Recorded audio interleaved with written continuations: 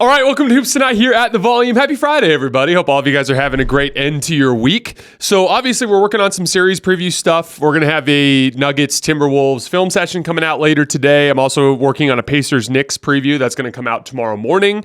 So lots of that kind of content coming out over the next couple of days. But Darvin Ham just got fired. And so what I want to do in this video is just break down the reasons why. Because obviously it's a common thing that we see from fan bases. The team starts to struggle and you start going after the head coach, right? It's kind of an easy target, not attached to the salary cap in any way. So it's someone you can fire whenever you want, hire another coach whenever you want. There are franchises out there paying 2 or 3 coaches at a time sometimes because of this type of turnover, right? And in this particular case, as you guys know, I'm generally not much of a coach critic, but in this particular case, I think the Lakers kind of had to do this. And so what I want to do is I want to break down the basketball reasons why Darvin Ham is not the right coach for the Los Angeles Lakers. You guys know the drill. Before we get started, subscribe to our brand new YouTube channel so you don't miss any more of our videos. Follow me on Twitter at _JasonLT so you guys don't miss any show announcements. Don't forget about our podcast feed wherever you get your podcasts under Hoops Tonight. And then keep dropping mailbag questions in the YouTube comments so we can keep hitting them throughout the rest of the postseason. So to be clear up front, Darvin Ham is not the reason why the Lakers lost to the Denver Nuggets. There are a bunch of reasons, but if I had to kind of parse it down to one particular thing, they didn't have the personnel specifically to guard Jamal Murray and Michael Porter Jr. They had guys that were trying, like Austin Reeves did a hell of a job, but he is in terms of NBA 2 guards, he is a below average athlete, right? And so you're asking him to do a job that physically is kind of beyond his capability. And so while he actually did play Jamal into some lower percentages, which was part of the team scheme, but also Austin did his job within the game plan, the bottom line is at the end of games in particular, they couldn't get stops on Jamal Murray. And then Michael Porter Jr., Rui Hachimura, obviously by virtue of the roster imbalances, was playing the 3. And when you play the 3 and you have a movement shooter that's playing the 3 for the other team, you have to run around screens and you have to have a great amount of attentiveness to make sure that shooter doesn't get open. And Rui Hachimura is a top-heavy, big, strong athlete that's not very laterally quick and is not good at navigating screens. And so throughout the entire series, the Michael Porter Jr. and Jamal Murray problem never went away. And so, yeah, like maybe if you have a better coach in there, maybe you lose in 6 instead of 5. But the bottom line is, whenever it came down to crunch time, the Lakers could not guard Jamal Murray and could not guard Michael Porter Jr. Obviously, they struggle with Jokic too. That's to be expected. He's the best player in the world. But other teams around the league can do a better job on those other 2 guys. And that was the main issue. They played 9 minutes of clutch time basketball, again, within 5 points, within 5 minutes. They played 9 minutes of clutch time basketball against Denver and allowed 163 points per 100 possessions. That's not like, oh, they shot well. That's you can't guard them. It was a 193 in the regular season, so it was even worse in the 2 clutch games they played in the regular season. Routinely, anytime Denver locked in, they could score far more easily in the half court than the Lakers. That was the main difference. That's why you weren't beating them 4 straight times to get out of that series. Just in fourth quarters, the Nuggets outscored the Lakers by 10.3 points per 100 possessions. So Darvin is not the reason the Lakers lost to Denver. They lost to Denver because of personnel shortcomings. That said, Darvin's first 2 years as an NBA head coach did not go well. And compared to his peers in the league, he is not a good NBA coach. So if you're serious about contending for a title, you have to move on from him. You can't go into a playoff series. Again, all these playoff series, they're typically determined by pretty small margins. Look at Knicks Sixers. It was this close. Even in the Lakers Nuggets series, there were a bunch of games that hinged on a few possessions, right? So like these margins are tight, and you don't want to go on to try to win 4 series in 2 months at a substantial coaching disadvantage. Now, before we get into the specifics with Darvin, I want to emphasize this is very different than the Frank Vogel situation. I was listening to Colin Cowherd yesterday, and he went on a rant that I mostly agreed with as it pertains to blaming the head coach when things go wrong. He was talking about the Charles Barkley bit that he did, talking about how the Lakers and Suns suck because of the players and not the coach. And I agree, for the record. The Suns lost to the Timberwolves because of the players, and the Lakers lost to the Nuggets because of the players. That and it is true in terms of Colin's, take in the sense that, like, yeah, coaches tend to be the scapegoat. And I definitely agree with that. But that is separate from the fact that Darvin is not a good NBA coach and he needed to go. So the Frank Vogel thing is a perfect example of this. Frank Vogel is a good NBA coach, in my opinion. And I said this as I talked about him getting fired at the end of the season 2 years ago. He's an excellent defensive strategist. So if you get him a high-level offensive assistant and you have that competent staff around him, you have a good coaching staff who knows what they're doing. He just struggles to get buy-in. That's his problem. The Lakers completely tuned him out towards the end for whatever reason. It's the exact same thing that happened in Phoenix. You saw the hit piece. The stars just don't listen to him for whatever reason. So that is like a personality thing with Frank Vogel, right?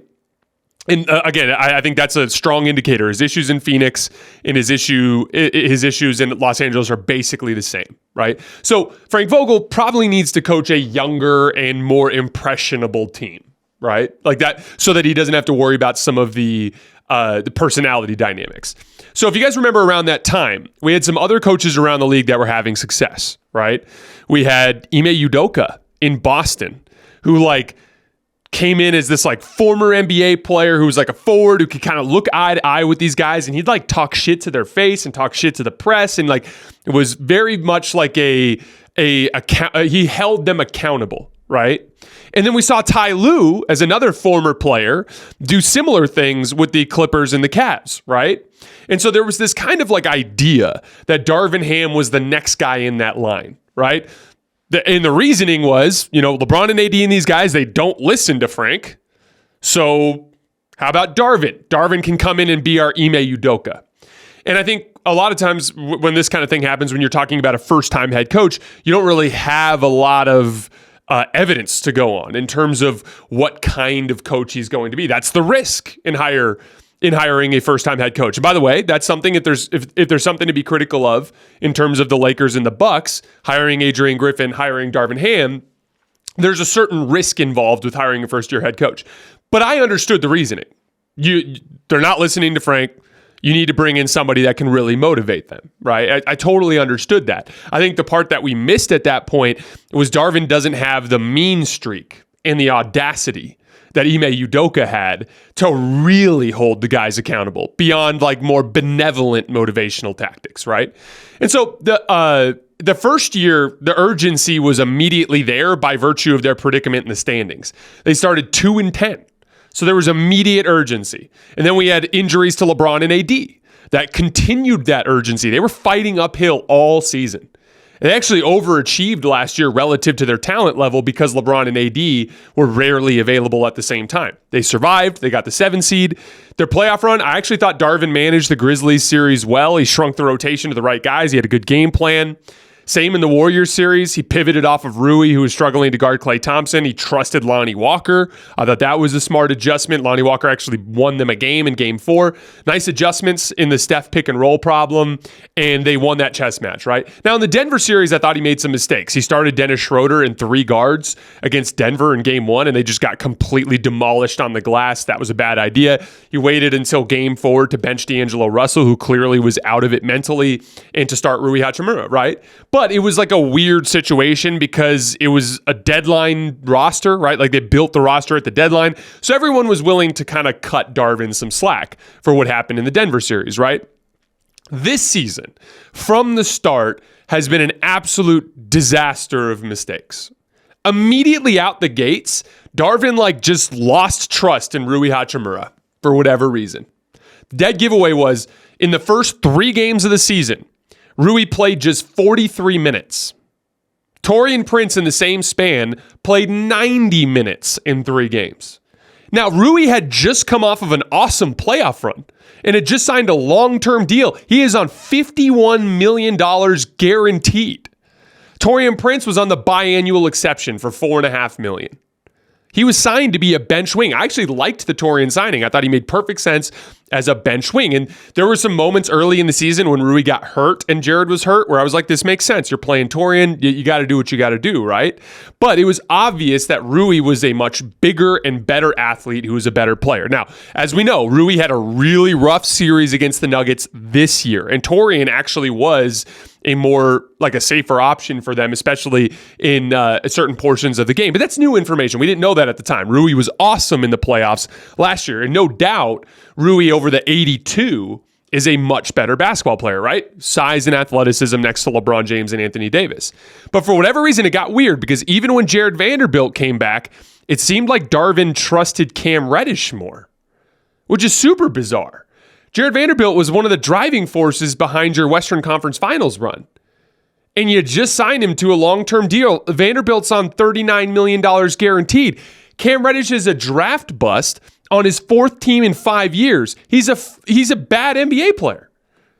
Max Christie, who's a second-year guy, is just better than Cam Reddish on both ends of the floor. It made absolutely no sense. And so that ended up being the driving force, the primary driving force behind the Lakers' struggles in the regular season. Darvin didn't understand on a basic level who his good basketball players were on the roster. What was crazy and what hit it from everybody, the Lakers won the in-season tournament on the strength of LeBron James and Anthony Davis, who were both playing at a top 5 level at that point, kind of similar to what we saw in the Nuggets series this year. But as soon as LeBron and AD relaxed a little bit after winning the in-season tournament, the issues in the rotation, they rose to the surface. The Lakers went 3-10 in their next 13 games after the in-season tournament and dug themselves a massive hole in the standings. In that span, these are crazy numbers. Taurean Prince and Cam Reddish in the 3-10 stretch. Mind you, those guys combine for $9 million in guaranteed salary. They played 59.2 minutes per game and attempted 16 shots per game. Rui Hachimura and Jared Vanderbilt, a combined $90 million in salary, guaranteed, were playing just 42.5 minutes per game. D'Angelo Russell, who is clearly their third or fourth best player, he had the same amount of playing time as Cam Reddish and the same amount of shot attempts per game as Taurean Prince. Explain that to me. It was like playing with one arm tied behind your back for no reason at all. And again, we saw Darvin's reasoning, right? He leaked it to the press right after the Nuggets series. He goes, "What do you expect me to do? I had a starter shitting the bed 10 games in a row."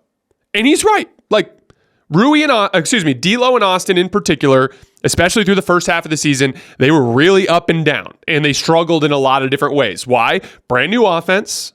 And it's hard to win in the NBA when you have two skill guards in the backcourt.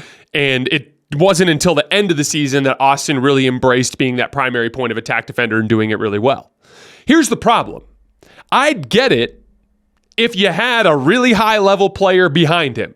Like, let's say Gabe Vincent was healthy, which he wasn't, but let's say Gabe Vincent was healthy, and you're like, man, getting a lot of struggles out of these two guys. I'm going to bench D'Lo or Austin, and I'm going to play Gabe Vincent. Totally would get it. That's why you spent the money on Gabe Vincent this summer. But that's not what happened. He played Cam Reddish and Taurean Prince. Cam Reddish was starting all of that stretch. So, like, again, I get it if you were benching an Austin or a D'Lo in favor of a high-level player that you have in your rotation. That's not what was happening. You were playing a draft bust. You're starting a draft bust on his fourth team in 5 years, who is a bad NBA player. There was absolutely no case for it. Again, even if you wanted to play that type of player, it made more sense to play Max Christie or to slide Taurean Prince to the 2 and to play Rui Hachimura at the 3. It was unconscionable at the time. The 82-game preseason is in the books, and now it's finally time for the real season. Don't miss out on any of the NBA playoff action at DraftKings Sportsbook, an official sports betting partner of the NBA. From the play-in tournament through the finals, DraftKings Sportsbook has you covered with same-game parlays, live betting, odds boosts, and so much more. The Boston Celtics are currently the favorite at plus 160, but the team that's third in my championship rankings, the Dallas Mavericks, you can get them on DraftKings right now at plus 1,600 to win the title. Download the DraftKings Sportsbook app and use code HOOPS. That's HOOPS. New customers bet $5 and get $200 in bonus bets instantly. That's code HOOPS, HOOPS, only on DraftKings. The crown is yours. This is actually a crazy stat to kind of demonstrate this. In February, after relentless pressure from Lakers fans and media, the front office, Darvin Ham finally starts leaning into Rui. Before February, Rui played just 22.8 minutes per game. Torian played 30 minutes per game and basically started the whole time. The Lakers were 24-25.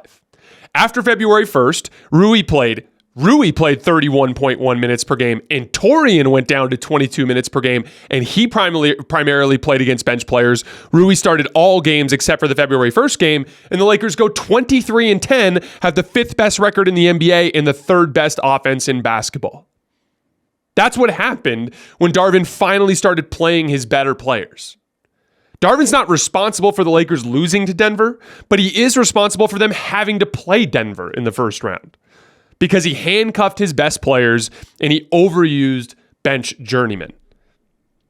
The strength of the roster was abundantly clear early on in the season.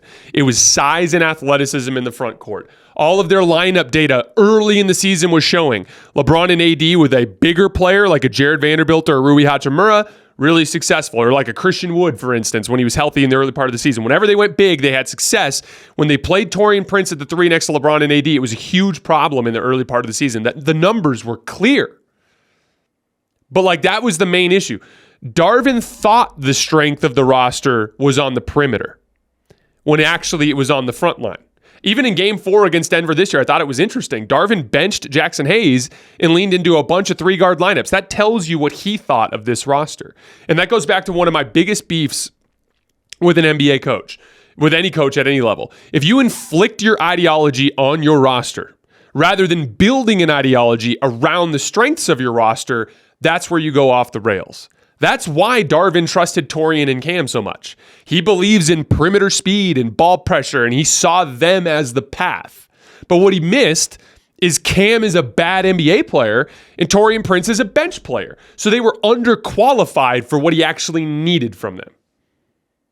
And I understand the roster imbalance. When you build a roster around 2 skill guards, you're going to run into some issues. That's why all season long I was talking about a D'Angelo Russell trade.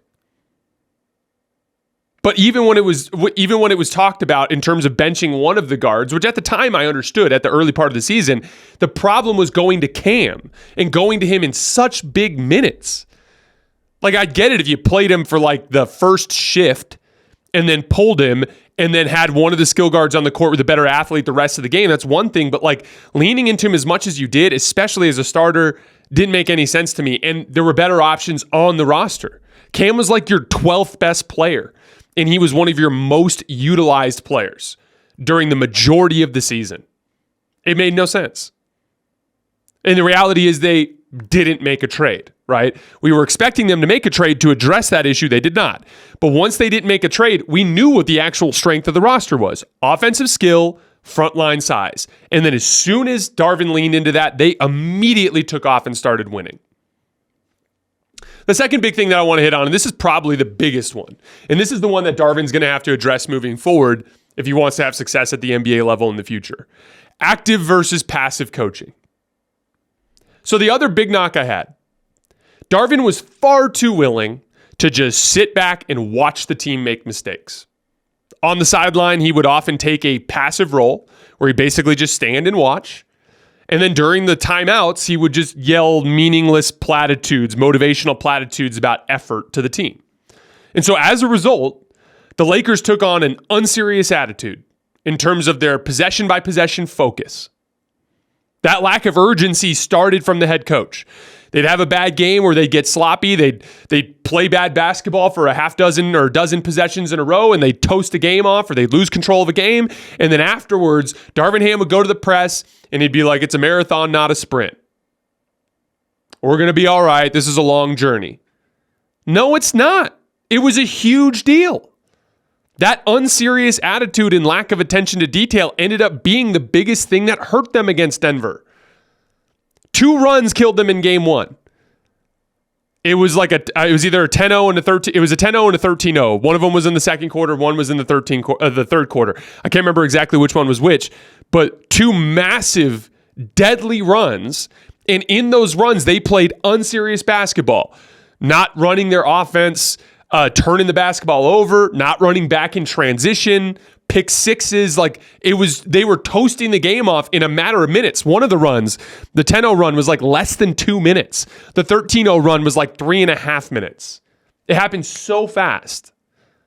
And you completely lose control of the game in that span. That was allowed all season long. In game 2, you blow a 20-point lead. At the end of the third quarter, Spencer Dinwiddie hijacking possessions and trying to drive and finish on Peyton Watson, one of the best shot-blocking bench players in the league. Taurean Prince, he made a step-back 3 in a late clock situation as a rescue possession. A few possessions later, he took another one early in the shot clock. That doesn't happen on other teams. Serious basketball teams, they don't have players that go off script, go outside of their role in freelance. That doesn't happen. You don't see that with Denver. You don't see Christian Brown just go like, fuck it, I'm taking a pull-up 3 here. That doesn't happen. That is a Lakers-specific problem. Even the Gordon on AD adjustment. This is less about active coaching and more about just missing what's happening on the court. So KCP is a perimeter player who's chasing LeBron around screens now. AD can't shoot. Aaron Gordon's on the back line because Aaron Gordon's guarding AD now. So LeBron starts bringing Jokic up to ball screens, and immediately it's clear that Gordon's bothering LeBron at the rim and LeBron's struggling to finish. Instead of adjusting and attacking in a different way, have LeBron James post up KCP instead of trying to attack him from the perimeter. Have Anthony Davis post up Aaron Gordon. He had made 14 straight shots earlier in the game. Instead, they had a bad approach, and they cut the lead from 20-11, which led into that fourth quarter run. That was an example of failing to identify something that was happening on the court as it was happening. In game 3, LeBron just chilling on the back line in a must-win game. He was the reason why Aaron Gordon got going in that game. Ty Lue, in game 7 of the NBA Finals, was ripping LeBron a new one at halftime because he wasn't bringing enough urgency. Darvin let it slide all season. Never held those guys accountable. In game 5, that third quarter run, it was so clear. As the Lakers went up 69-60, it was clear that LeBron was getting tired, the execution was dipping, the Nuggets were taking control. We were all begging for a timeout in the middle of that run. No timeout was called until the Nuggets had literally turned that 9-point deficit into a 3-point lead. That was when Darvin finally relented. And at that point, it was so damn close to the end of the fourth quarter, it was almost worthless. End of the third quarter. That, Rui on Michael Porter Jr. at the end of the game. It was like a little over 5 minutes left in game 5. The Lakers were up by 2. And Rui just literally took a possession off, was not paying attention, and Michael Porter Jr. just ran off of a simple screen and caught a wide open 3 and knocked it down. That is the type of lack of attention to detail on a possession-by-possession basis that was freely allowed by Darvin all year long because he sat on the sidelines with his hands in his pockets instead of actively coaching his team. Juxtapose that with Mike Malone. That's active coaching. He's up and yelling at players the whole game. Bad basketball is simply not allowed. If he saw 2 or 3 bad possessions in a row, he was on their ass immediately about it. What happened after game 4? He went to the press conference and was like, we are doing a terrible job of protecting the paint. We have to do better. He was getting on the players. That's the sense of accountability that you breed from day 1 of training camp all the way through to the end of the season. And so as a result, you don't see random players for Denver leaving the scope of their role to hijack possessions. You don't see lapses in execution that last more than a possession or two before Mike Malone has a meltdown. Championship teams always have approached the season with urgency from day 1. There has never been a team in NBA history, except for a defending champion, that chilled through the regular season, it's a marathon, not a sprint, and worked their way up from a lower seed through a playoff run to win the title. It has literally never happened. If the Lakers would have done it, it would have been the first time. Only defending champions have had that type of leeway.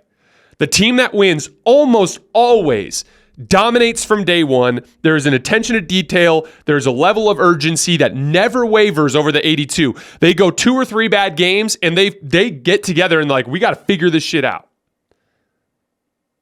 The Lakers have won a title with LeBron James and Anthony Davis. You want to know how they started that season? 24-3. 24-3. There was no marathon, not a sprint. It was like, no, this is not okay. We have to get this figured out right now. That is the level of accountability that active coaching provides that passive coaching does not provide. Even in game 2, I put this in my notes and I was irritated. Just like not being on top of it enough to challenge that Jamal Murray bump in the final minute that tied the game. Literally, you identified at the beginning of that series, wait, everything's allowed.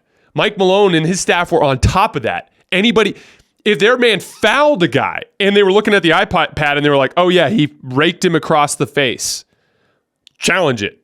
Marginal contact. D'Lo got punched in the face on a layup and Mike Malone challenged it and got it overturned. It was obvious that if you challenged a call with some marginal contact, you were going to get away with it. And there was a huge bump foul in the final minute of game 2 where Jamal Murray went to the line and tied the game at the foul line. And everyone's screaming for a challenge and Darvin just sat there and let it lapse. He has, again, if Darvin's going to get another chance someday, there has to be a more active approach to coaching on a possession-by-possession basis throughout the regular season, not just holding his players accountable, but doing his job as a staff to take advantage of every advantage available. I think he left that game with 2 timeouts and a challenge. It doesn't transfer over to game 4 or to game 3. And so I honestly thought that that series was just a really interesting juxtaposition in the difference between the two coaching styles. And it just kind of shined a big light on it, right? So to make a long story short, Darvin isn't the reason you lost to Denver, but to proceed with Darvin is to proceed with a coaching disadvantage. And playoff series are determined by the slightest of margins. So firing Darvin and hiring a more competent coach improves your chances to win the title. End of story. So moving on, I don't love any of the establishment guys, except for Kenny Atkinson. He's the one guy I like. But he has a similar issue to Frank Vogel in the sense that he's in the past struggled to get buy-in from older veterans. That's famously what happened in 2020. The Nets guys just kind of tuned him out and basically punted him from the locker room. But I do think he's a good coach. Ty Lue would be ideal. He has an excellent feel for what works in modern basketball on both ends of the floor, spacing concepts. He's big on matchup attacking, big on ball pressure and physicality on the defensive end of the floor. He would definitely get buy-in from the stars, but I just don't see a universe where Ballmer lets him go. I think Ty Lue's one of the 5 best coaches in the league. So like if I'm Steve Ballmer, I'm clearly aware of that. So even if I did punt and move on from the Kawhi, Paul George, James Harden era, I want Ty Lue as my coach. So I just doubt they give him up. But if they do, for whatever reason, if Ty Lue works out some sort of deal with Ballmer where he walks away from the last year of his deal and the Lakers can get him, that would literally be a home run. Could not do better than that, right? JJ Redick. This is an interesting idea. JJ's a really smart basketball mind. I've said this before in the show. I think he's the best at what I do for a living in terms of analyzing basketball games. Obviously, we see him do so many interviews, but if you actually watch him break games down, not just in the broadcast booth, but also when he actually does sit down and like do playoff series breakdowns and starts talking about adjustments, super smart basketball mind. I think he particularly has a great feel for offensive concepts, which I think would be useful on a team like this that runs 5 out and has a lot of offensive skill. You could also kind of see it as a collaborative kind of thing with LeBron, where LeBron is like kind of pseudo operating as like a de facto member of the staff, like an assistant basically. Then you bring in experienced assistants, especially to help on the defensive side of things. So I kind of like that's an interesting idea. But another first-time head coach comes with a certain amount of risk, right? And this is a season with a great amount of urgency. Could very well be the last season LeBron plays at a superstar level with his age. So I kind of lean towards a guy like a Kenny Atkinson who has a certain high floor, but that has risk as well if he can't get the guys to buy in. But at least if the season takes a turn for the worse next year, it probably wouldn't have anything to do with Kenny Atkinson. It would probably have more to do with personnel, right? Like, here's the bottom line. LeBron and AD can carry you home in the playoffs. They've shown that. They're 2 top 10 playoff players for sure. Right, that goes without saying. But you do need some marginal improvements on the roster, and you need a baseline level of competence at the head coach position that Darvin just did not provide. And so that's where they have to go from here. So, like, Ty Lue would be my number 1. I'd probably go Kenny Atkinson 2, and then I would take JJ over any of the other establishment guys. And then I don't think you can get some young hotshot assistant type of thing in there because it's the same kind of deal where you're going to have trouble getting the stars to buy in. But again, my order of operations would be Ty Lue, Kenny Atkinson, then JJ Redick. All right, guys, that is all I have for today in this particular video. I'm going to be back in a little bit with some film on the Nuggets Timberwolves series. I will see you guys then.